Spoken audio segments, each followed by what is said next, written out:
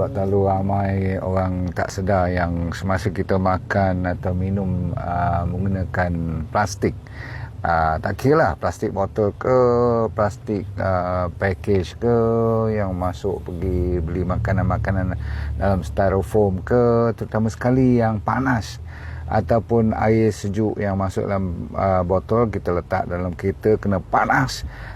Dia, you nak tahu tak, setiap contoh satu botol je, bila dah letak dalam panas tu, dia minimum akan keluar 250,000 partikel yang dipanggil nanopartikel plastik tu.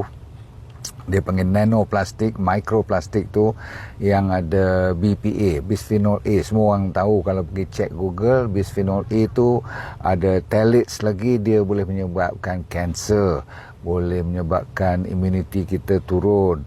Kalau orang lelaki tu dia punya testosteron ataupun dia punya hormon lelaki tu turun.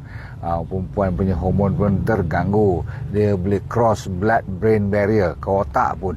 Jadi benda-benda yang berplastik ni kita kalau ada kat rumah lah, kalau sesekali kat luar tu lain lah cerita kan.